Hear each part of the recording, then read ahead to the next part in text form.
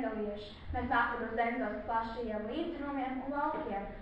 No Bauskas, no skaistākās pilsētas, no vietas, kur vienmēr sapratīs un atbalstīs. Bauska atrodas pašā Latvijas vidū, pie Lietuvas robežas. Tur ir ļoti skaists ainavs. Mēs runāsim tikai latviski. Mums ir jācenšas neizmantot barbarismus. Čainiks. Nē. Teikana. Jā. Feil. Nē. Izgāšanās. Jā. Senči. Nē. Vecāki. Jā. Ko mēs varam dot Latvijai? Mēs varētu nelietot no citām valodām aizgūtus vārdus.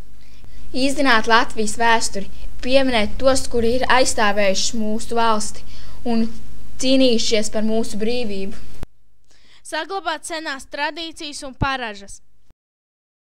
Mums ticis viszilākais ezers un rudākais rudzu lauks, visbaltākā bērns bierze, vismelnākais rupmais klaips. Un tieši Latvijai ticis vissvētākais debesjums, jo savu viskaistāko zemi Dievs ir atdevis mums. Mana valoda mūžam nezudīs, manā valodā Latvijas bērzi šauc, egļu zaļie puduri bur un dzeguzes pulkstenis zvana.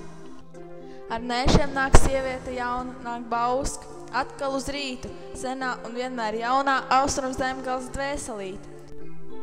Mūsu novēlējums Latvijai! Turēties kā vienotai tautai, kā vienam veselam. Tauta mūsu sirds. Latvija mūsu dvēsele.